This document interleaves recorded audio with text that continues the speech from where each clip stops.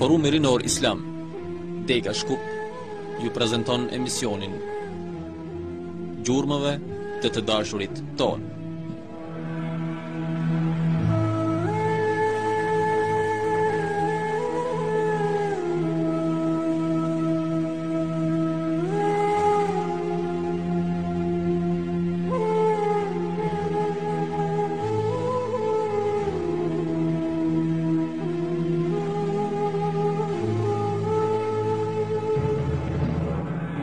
Viti 5 emigrimit, ashtu siç dëshmoi ndryshime luftarake dhe politike me fitoren e Hendekut, ashtu dëshmoi dhe ndryshime shoqërore. 2 vitet e para të emigrimit u përqendruan në ndërtimin e xhamisë, vëllazërimin mes muslimanëve dhe në nënshkrimi i marrëveshjes kushtetutës që përmbante nene për mbarvajtjen e shoqërisë së re. Nga viti i dytë deri në vitin e 5 ishte periudhë luftrash mes muslimanëve dhe kurejsheve, për shkak se pengonin profetin sallallahu alaihi wasallam në përcjelljen e mesazhit hyjnor të njerëzit. Kurse viti i 5 është vit i edukatës dhe moraleve shoqërore. Numri i munafikëve në Medinë arrinte 700 vetë, dhe kryetari i tyre ishte Abdullah ibn Ubej ibn Seluli. Në ditën që profeti sallallahu alaihi wasallam erdhi në Medinë, Abdullah ibn Ubej ibn Seluli do të caktoi i pari i Medinës, dhe atë ditë do të vihej kurora të cilin e kishin zbukuruar me gur të çmuar. Me të marrë vesh arritjen e profetit sallallahu alaihi wasallam, të gjithë njerëzit vrapuan drejt tij, duke braktisur Abdullah ibn Ubej ibn Seluli.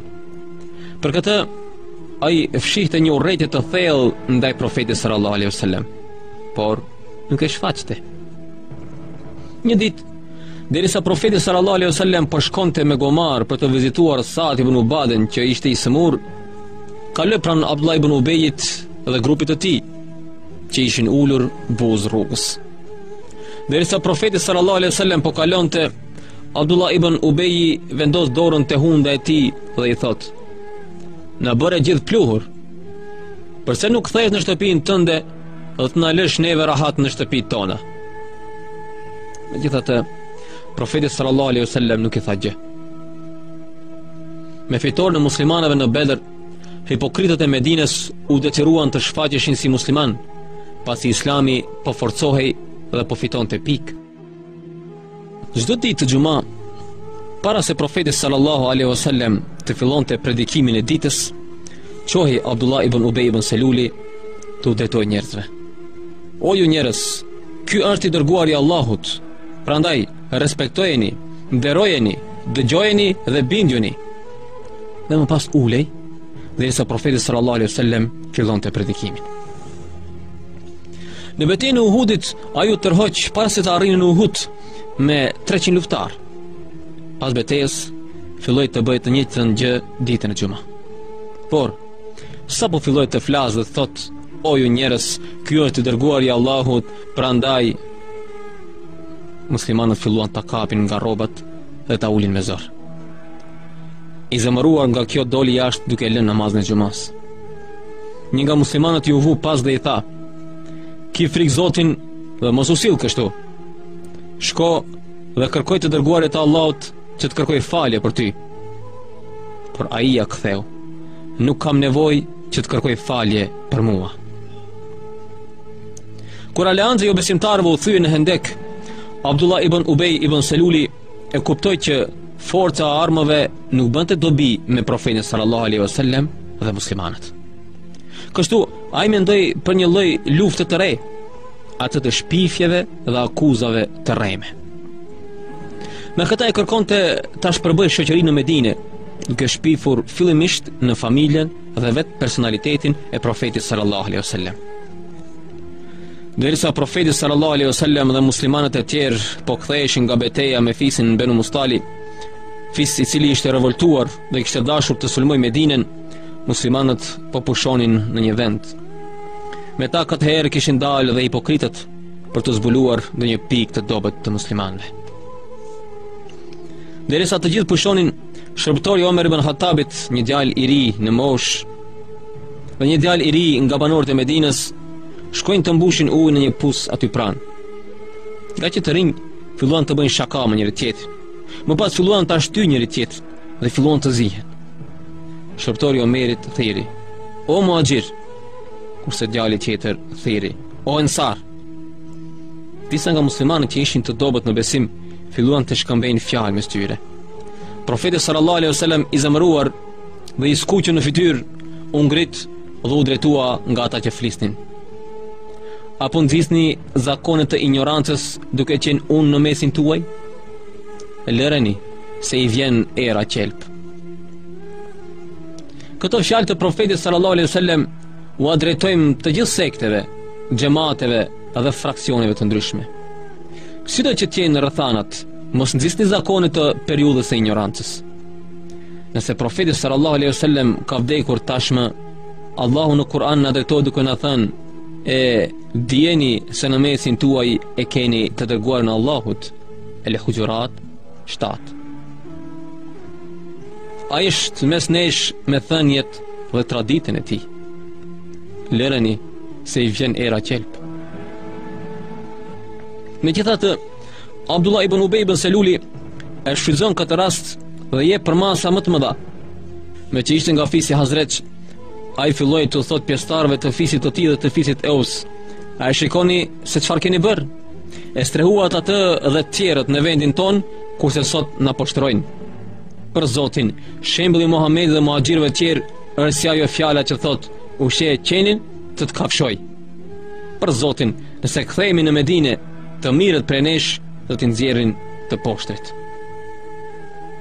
Këto fjalë i arrin profetit sallallahu alaihi wasallam dhe në vrikosit shumë. Pranë tij ndodhej edhe Omer ibn Khattabi, i cili i thot: "Më lër t'ja këpus kokën këtij hipokriti, o i dërguari i Allahut." Por profeti sallallahu alaihi wasallam ja ktheu: "Jo, o Omer, njerëzit do të thoshin se Muhamedi vret shokët e tij." Megjithëse ishte hipokrit dhe përpiqej për të përqarë shoqërinë në Medinë, profeti sallallahu alaihi wasallam nuk lejoi të vritej për shkak se ishte banor i të njëjtit vend. Më njëherë pas kësaj ngjarje, profeti sallallahu alaihi wasallam urdhëroi ushtrinë që të çohej për udhtim. Sa'd ibn Ubadi i tha: "O i dërguari i Allahut, a nuk është koha për pushim tani?"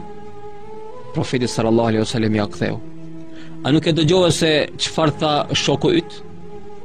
Kështu u çuan të gjithë dhe gjithë ditën ecën pa u ndaluar për të pushuar. Tregon shokët e tij: "Ecëm derisa u kuputëm dhe menduam se do pushojmë natën, por e vazhdoi të ecë gjatë gjithë natës. Ne menduam se do të ndalet të pushojmë në mëngjes, por me të falur namazin e sabahut ai vazhdoi udhëtimin. Menduam që do të ndalet të pushojmë paradite, por edhe paraditën e kaluam duke ecur derisa filloi të na djeg dielli. Atëherë na tha: uluni dhe flini. Për Zotin, sa po prekëm tokën, na zuri gjumi të gjithave." Me këtë, profeti sallallahu alaihi wasallam u largoi vëmendjen nga ajo që ndodhi, duke i lodhur në udhëtim.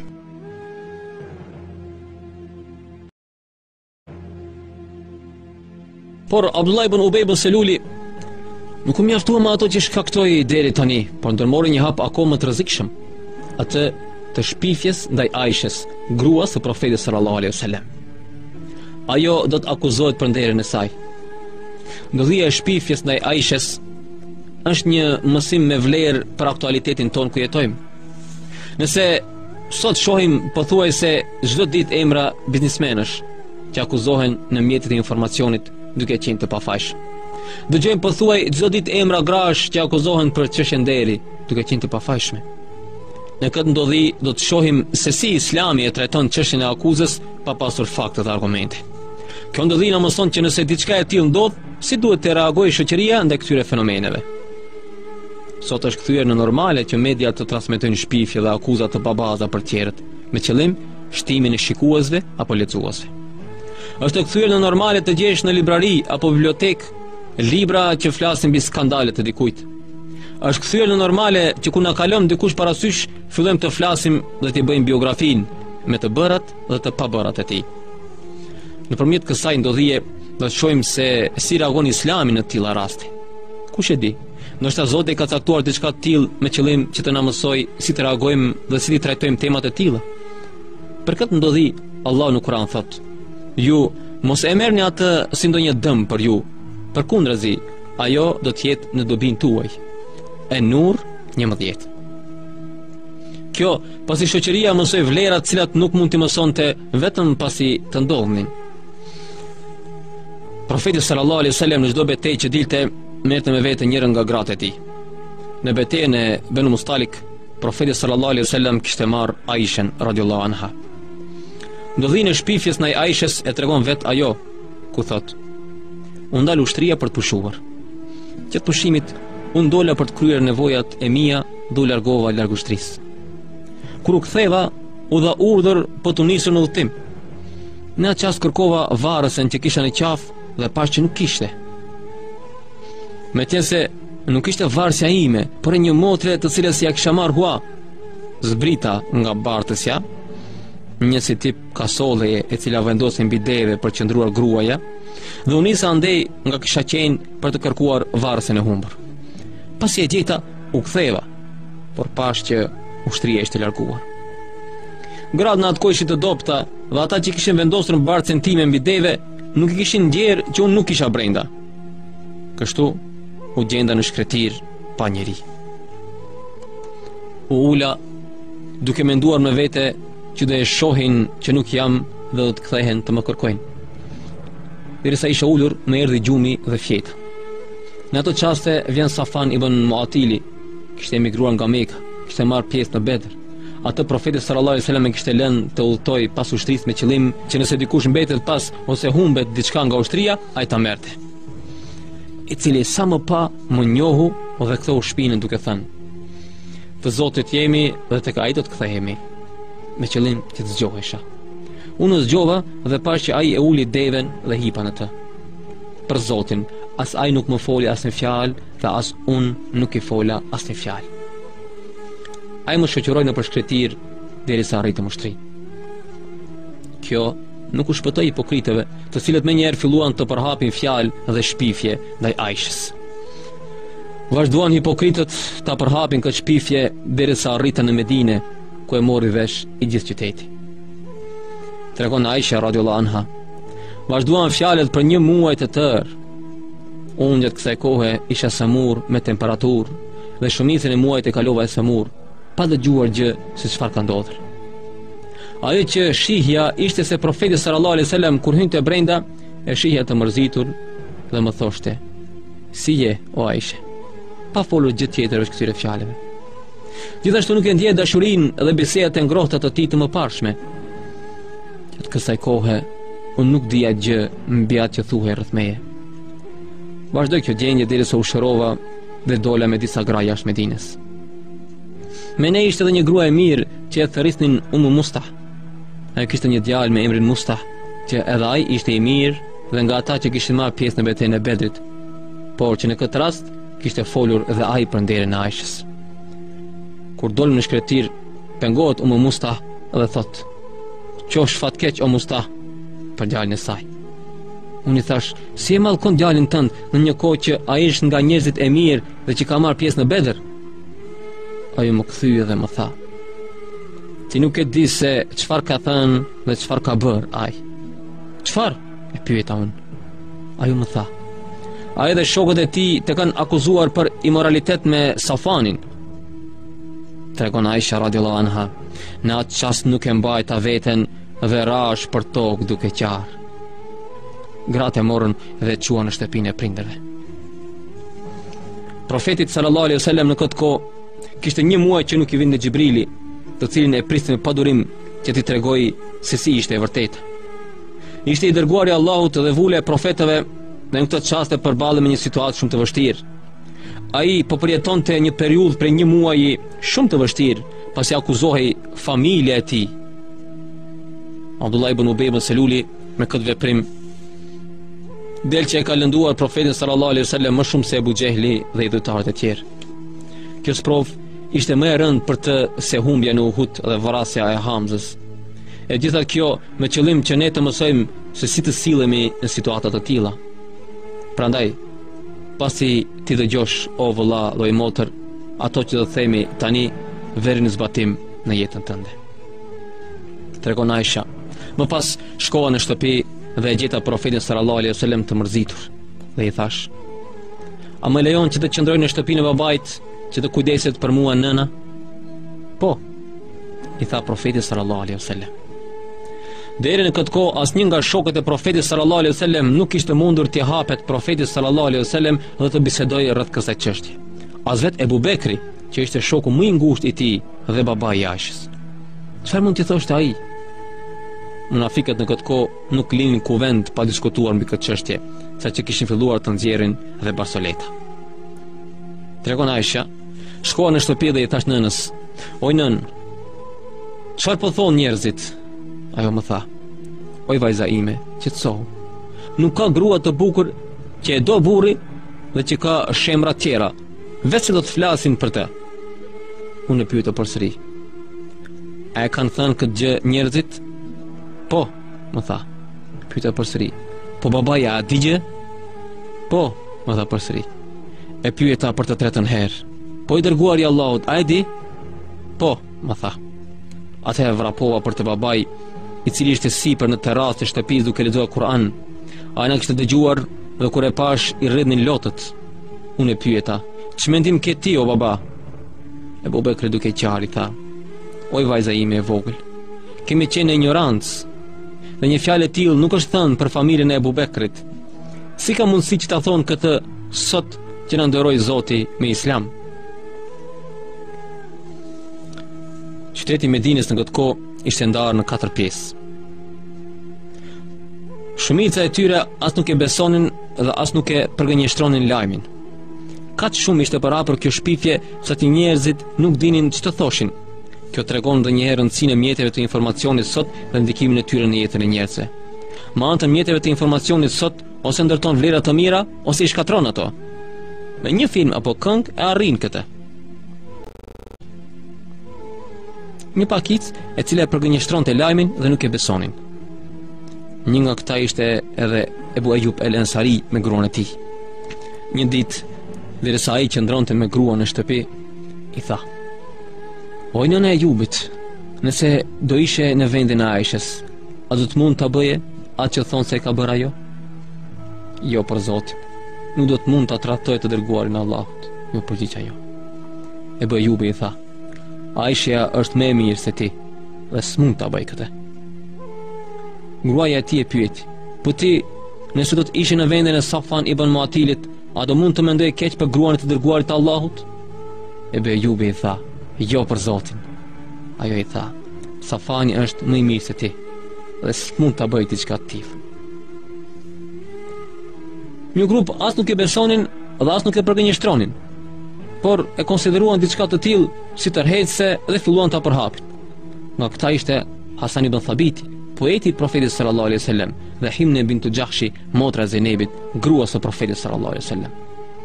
Këta bën atë që sot në shumë raste e bëjnë mjetet e informacionit. Dhe një grup ishin ideatorët e kësaj shpifje dhe përquësit e saj, vetë munafikët.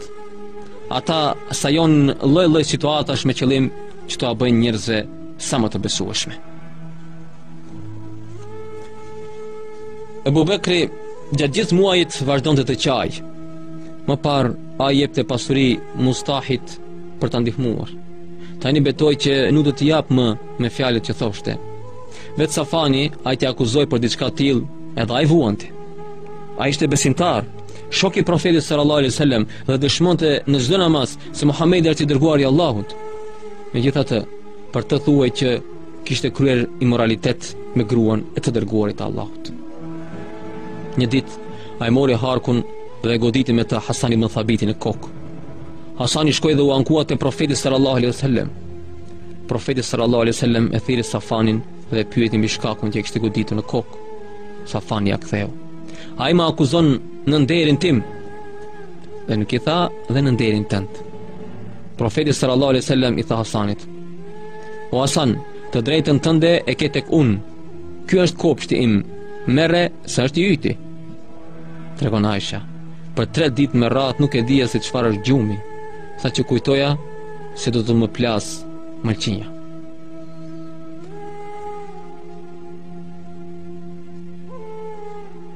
Gjithë këto ndodhin dhe Xhibril alayhis salam nuk zbrise që ta ndajë këtë çështje. Kjo me qëllim që shoqëria të sprovohej dhe të shoshiteshin gjërat. E gjithë kjo që ndodhte për nderën e një gruaje. Me këtë kuptojmë që nderi i grave është i shenjtë dhe nuk ka askush të drejtë t'i përfol. Është e sigurt që profeti sallallahu alaihi wasallam nuk e besonte atë që thuaj për gruan e tij, por ai ishte mes dy zjarreve. Ai ishte bashkëshort dhe si i tillë nuk e besonte atë që thuaj. Ishte edhe udhëheqës shteti dhe si i tillë duhet të ishte asnjanës në një çështje që kishte të bëjë me gjithë bashkësinë muslimane. Ai gjendej para 3 zgjidhjeve të vështira. Në një, të divorcojë me Aishën dhe me këtë të jepte fund kësaj çështje. Me këtë ruante personalitetin e tij të pastër dhe të paprekur. Në 2, ta mbronte Aishën me gjithë forcën dhe autoritetin e tij si burr shteti. E kishte në dorë si burr shteti që të ndeshkonte çdo dhe me çfarë do lloj dënimi të donte, atë që fliste për familjen e tij. Diçka të tillë ai e kishte në dorë, por profeti Muhammed sallallahu alaihi wasallam nuk mundi të ishte diktator. Nëse dëshiron ta njohësh një burr shteti, nëse ka qenë diktator apo jo, shiko se si ka reaguar në situata të tilla. Dhe në 3, të mbante qëndrim asnjanës dhe të linte njerëzit të thoshin ç'të donin. Por profeti sallallahu alaihi wasallam do të bëjë diçka të katërt. Do të fillojë të lëvizë dhe bisedojë me njerëzit rreth kësaj çështje derisa të vërtetohet pavajësia e Aishës. Kështu, profeti sallallahu alaihi wasallam mendoi që pakicën, e cila ishte e bindur që diçka e tillë nuk ishte e vërtetë, ta shtynte që të flasë dhe të reagojë kundër këtyre fjalëve. Kështu ai filloi t'i takoj këta një nga një.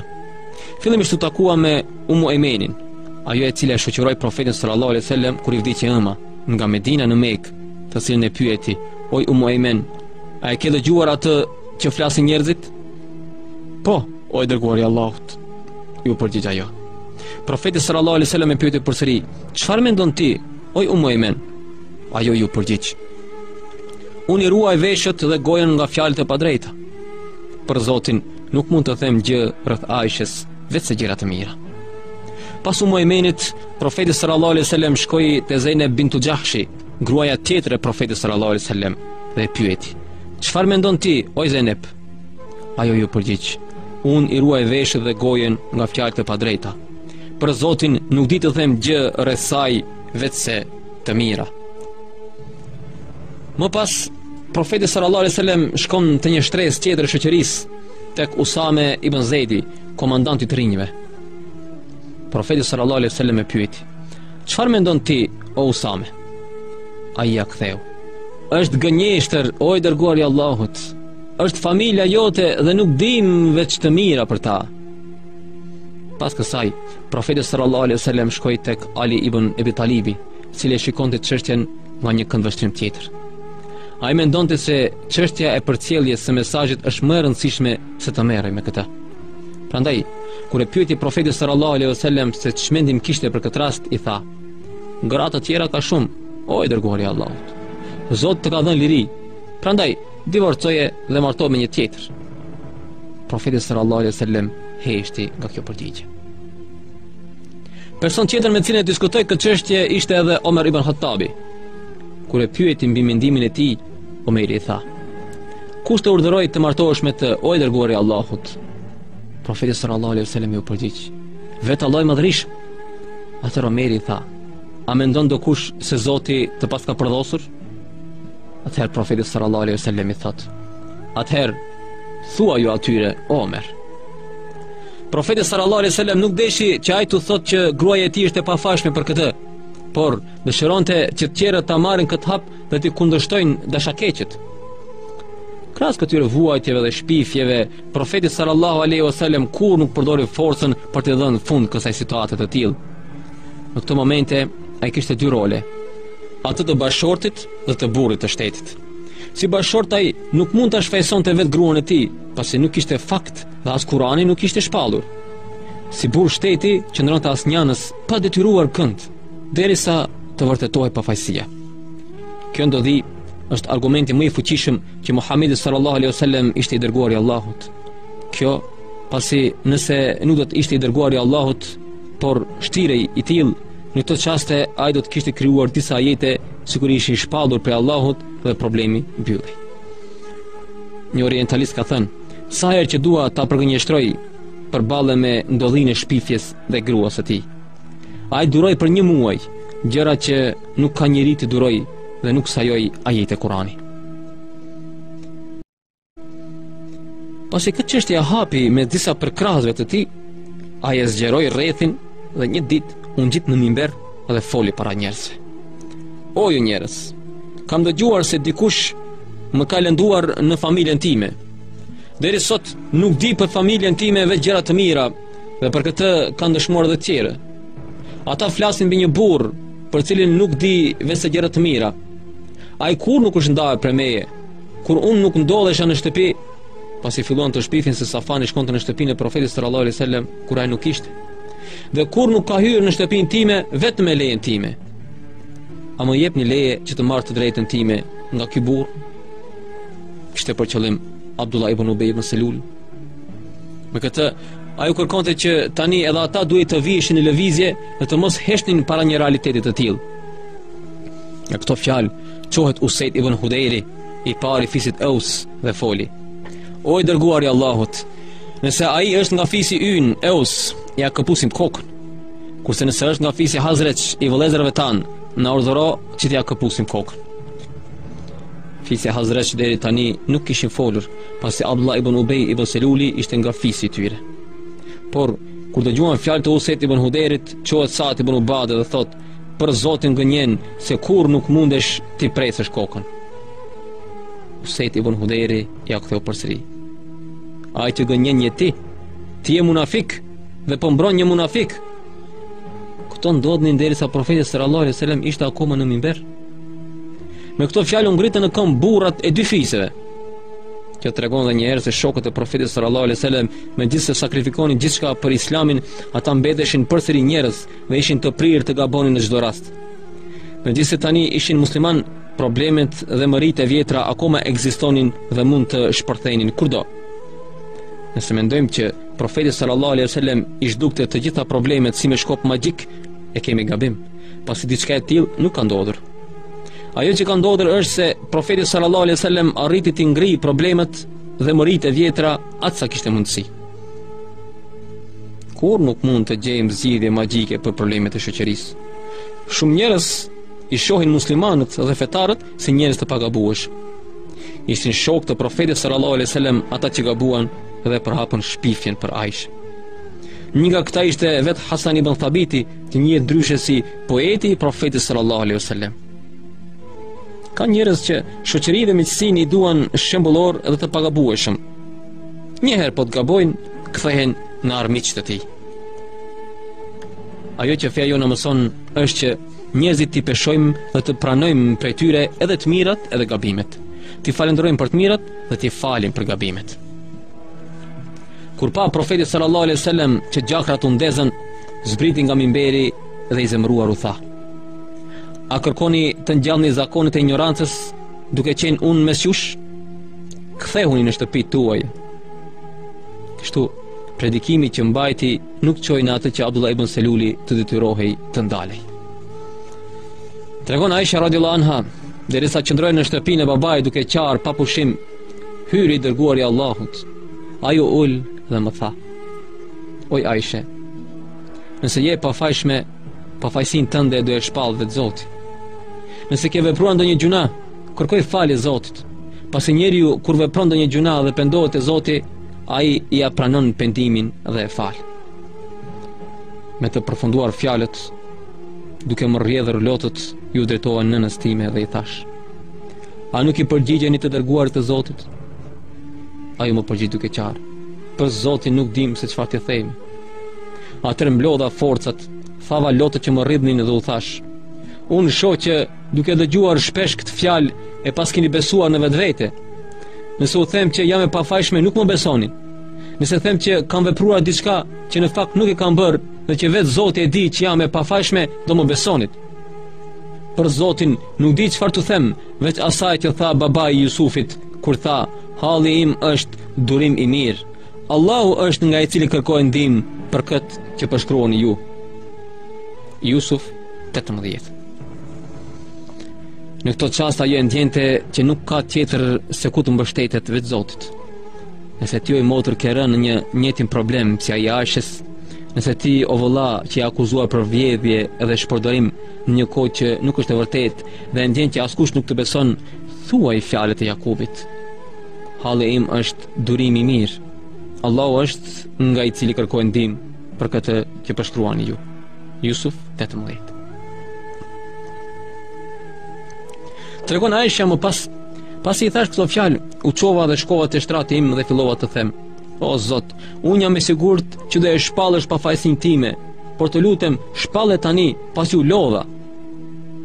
Babai dhe nëna shpërthyen me të qara, kurse profeti sallallahu alaihi wasallam nuk lëvizi. Për Zotin, pa u quar nga vendi ku ishte ulur, i erdhi Xhibrili. Ne e njohëm, pasi profeti sallallahu alaihi wasallam i u rëndua trupi. Ushtri mbi shtrat dhe filloi të rrjedh djersa mbi ball. Nga këto shenja kuptuam që ishte Xhibrili alayhis salam.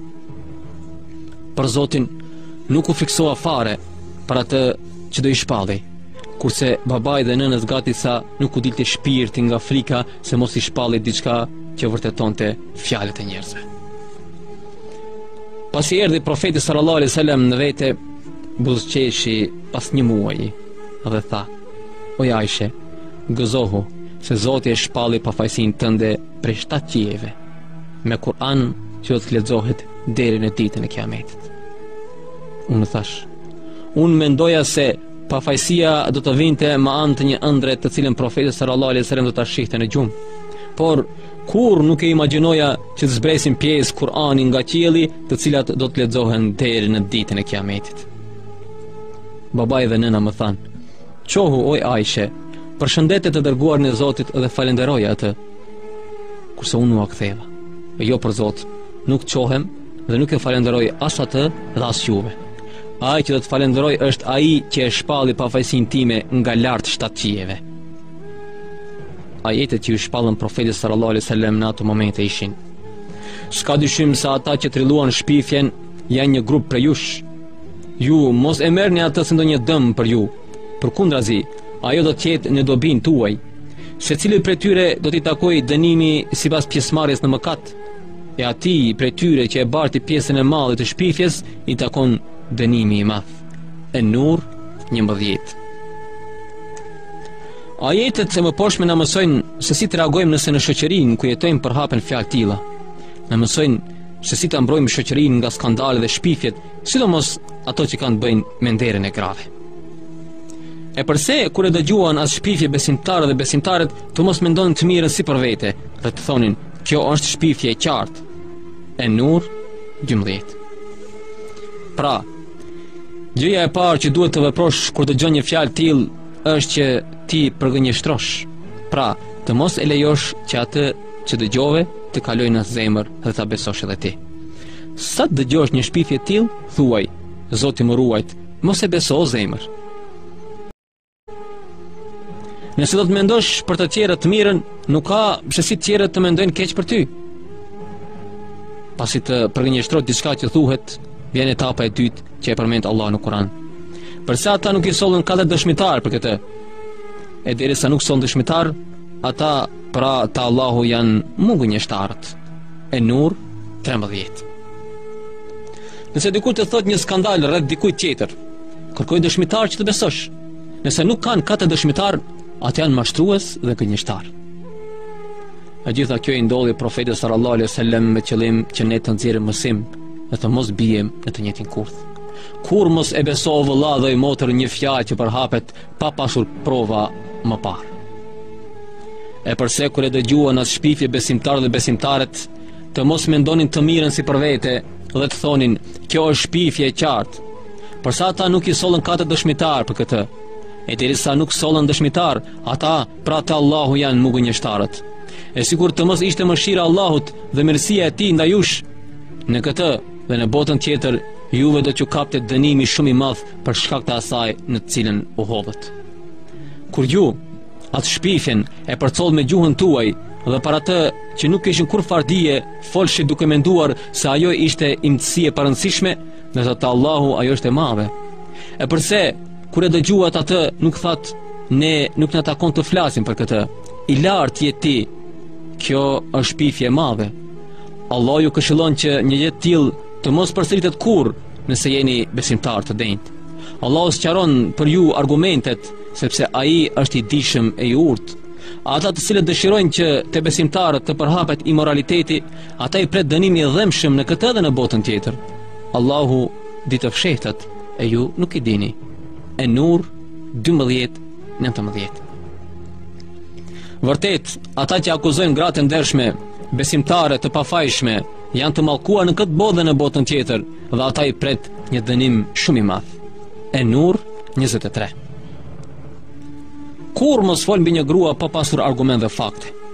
Para se të flasësh për tjerët, mendo si për veten tënde. Kjo është ajo që na porosit Zoti në Kur'an. Kurse mbi ndëshkimin e atyre që akuzojnë gratë ndershme, Allahu në Kur'an thot: edhe ata të cilët bëjnë shpifje për gratë ndershme dhe nuk sjellin katë dëshmitar, ti rrahni ata me nga 80 të rëna, dhe atyre mos u pranoni dëshminë më kurrë. An-Nur 4.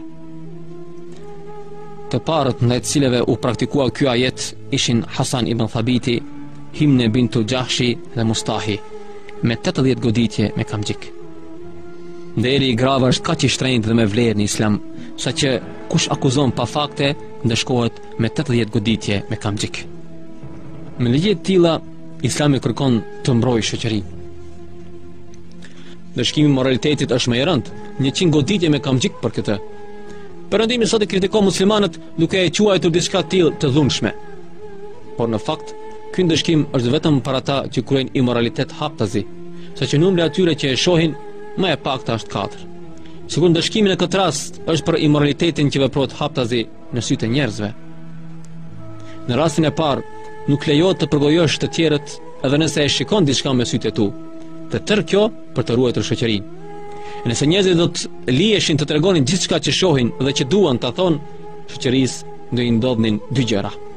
Në një, do të humbte sigurinë dhe qetësinë në shoqëri, pasi askush nuk ndihet i qetë. Dhe në dy, duke u përmendur shpesh, mësohen njerëzit me gjunahe dhe vepra të ulta. Prandaj, Islami nxit që vepra të ulta të mos tregohen mes njerëzve, me qëllim që të ruhet sekreti i atyre që i veprojnë, dhe të mos ndikohen pjesëtarët e shoqërisë dhe të bëhen normale. Kusht për të ndëshkuar dikë për immoralitet është që ta shohin 4 vetë dhe të dëshmojnë atë që pan. Nëse dëshmojnë vetëm 3 dhe jo 4, do të ndëshkohen të 3 për shpifje me 80 goditje. Njerë shkuan 3 veta tek Omer ibn Hattabi, pasi ishte bërë udhëheqës i muslimanëve, dhe dëshmuan se e kishin parë 2 veta në immoralitet. Omeri pyeti: a keni dëshmitar të 4? Jo, ju përgjigjen. Atëherë i ndëshkoi me 80 goditje të 3. Njëherë tjetër vajtën 4 dëshmitar dhe pasi dëshmuan 3 prej tyre, i 4-ti i tha që më duk si burri i saj. Atëherë Omeri i ndëshkoi 3 të tjerët me 80 goditje. Kurse njëherë tjetër vetë Omeri i pa 2 veta në immoralitet. Me njëri mblodhi njerëzit dhe u tha: o njerëz, i pash me sytë e mi dhe i dëgjova me veshët e mi. Ali ibn Abi Talibi pyeti: o prijesi besimtarëve, a ke 4 dëshmitar? Omeri i tha: o Ali, i pash me sytë e mi dhe i dëgjova me veshët e mi. Por Aliu i tha përsëri: o prijesi besimtarëve, nëse do të shqiptosh emrat, do të ndëshkohesh me 80 goditje. Qëndrimi e Abu Bekrit radhiyallahu anhu me Mustahin, të cilën ndihmonte duke dhënë pasuri për të përballuar jetesën, ishte se u betua se do ja ndërpreste këtë ndihmë dhe kur nuk do t'i jepte për atë që bëri me vajzën e tij. Por Zoti në Kur'an e këshilloi që ta falë dhe të vazhdoj të jap. Të ndershmit dhe të pasurit nga ju, të mos betohen se nuk do të japin të afërmve, të varfërve dhe atyre që për hir të Allahut lënë vendlinjën e tyre, por le t'u falin gabimin dhe mos t'u zënë për të madhe. A nuk dëshironi që Allahu t'u fal ju? Allahu fal dhe mëshiron shumë. An-Nur 22. Abu Bekri kur e dëgjoi këtë ajet tha: sigurisht unë dua të më fal Zoti, dhe vazhdoi ta ndihmoj Mustahin. Kurse Aisha, derisa ishte duke ecur një herë në shoqërinë e Urve ibn Zubairit, djali i motrës, dhe pa pritur u shfaqet Hasan ibn Thabiti duke ardhur përballë, kur e pa Urve, u bë gati ta qelloj nga inati, por Aisha i tha: lere o birim, se ki burr e ka mbrojtur të dërguarin e Allahut. A nuk i ke dëgjuar fjalët që ka thënë për të dërguarin e Allahut?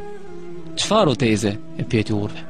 Aisha i tha, ka thënë, baban, vëllain, xhaxhain dhe nderin tim i sakrifikoj për të dërguarin e Allahut.